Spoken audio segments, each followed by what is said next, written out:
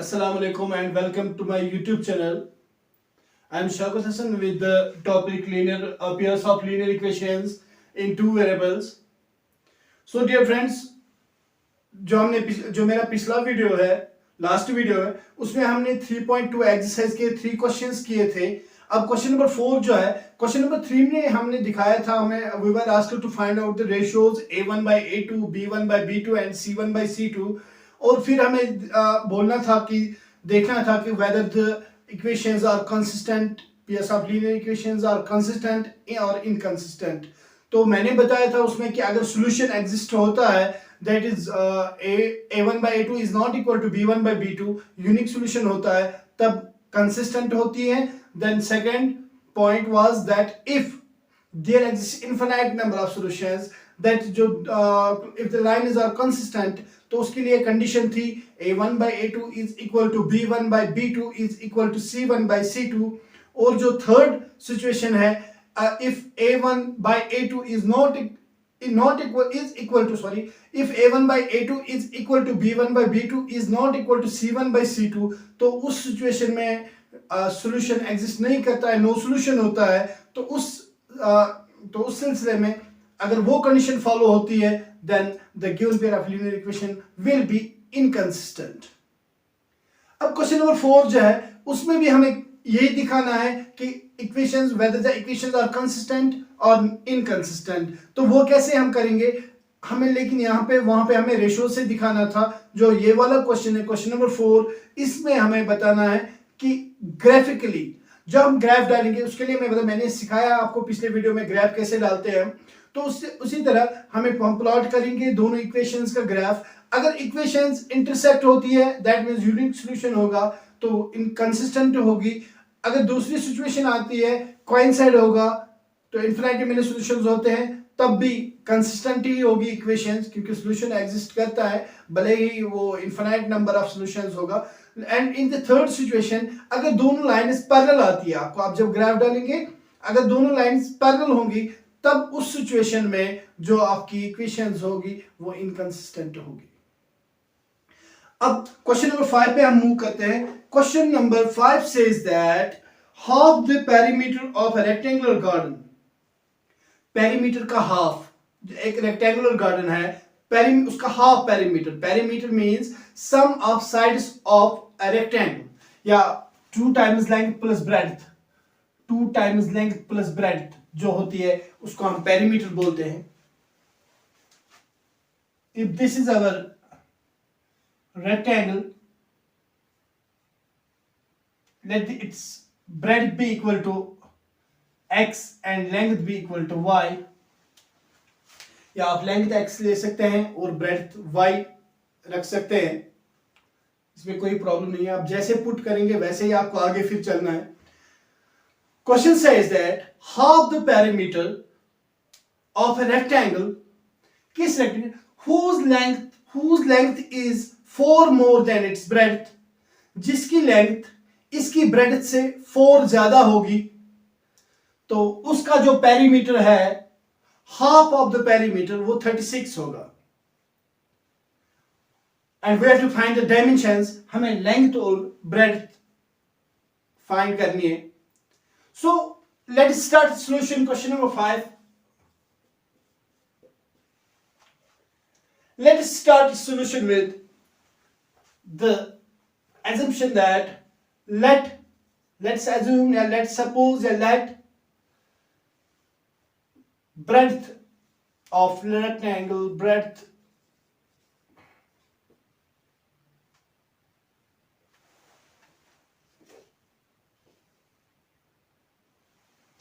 or it's same thing, breadth or width.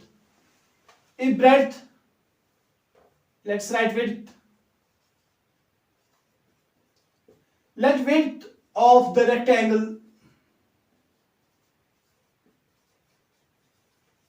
be equal to x and its length be equal to y. x भी metres में, y भी metres में.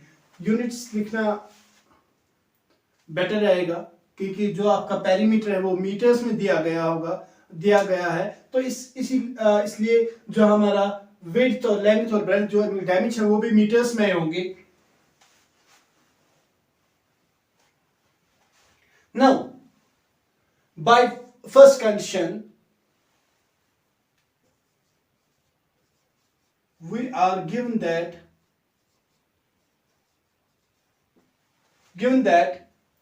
breadth or width is equal to length is equal to length means length of the rectangle is equal to width plus 4.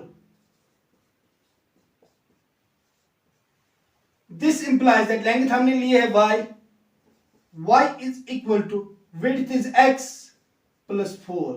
This is our first equation.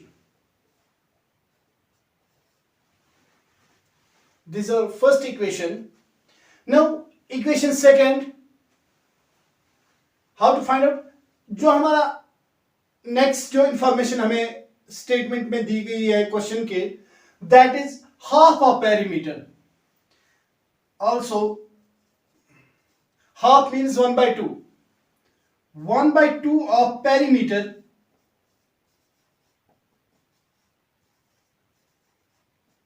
is equal to 36. This implies that 1/2 perimeter is 2 times length plus breadth. 2 times, इसको हम long bracket लिखेंगे और इसको ऐसे short bracket लिखेंगे. 2 times length plus width.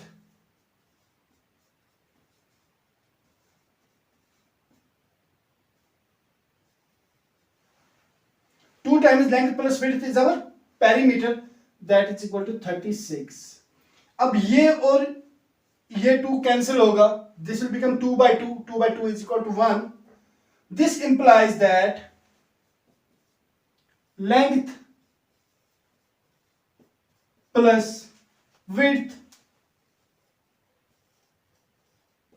is equal to 36.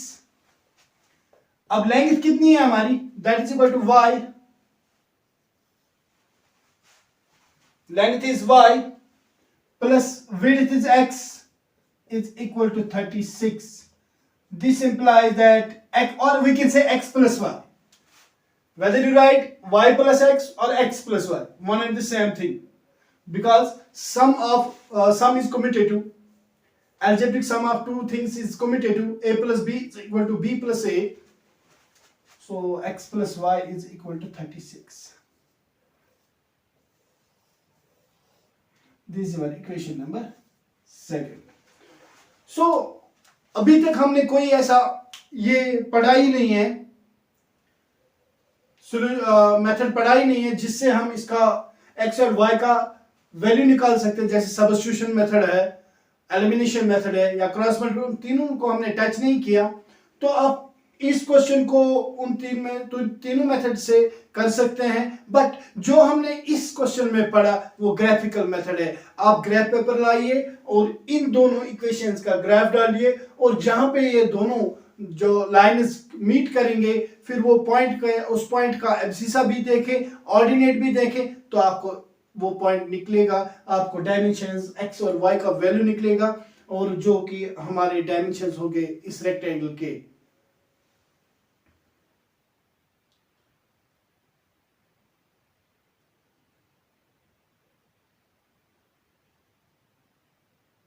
अब जो graph वाले क्वेश्चंस दो है, मैं ग्राफ्स जो अगर मैं ग्राफ डालूं तो इक्वेशन ये जो वीडियो है बहुत लंबा जाएगा.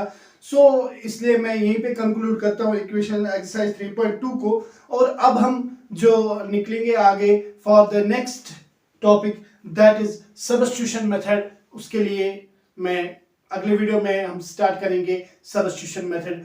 वो मेथड कि कैसे हम एक सब्स्टिट्यूशन मेथड से पेयर ऑफ लीनियर इक्वेशंस को सॉल्व करते हैं, तो वो आपके लिए मैं नेक्स्ट वीडियो बनाऊंगा.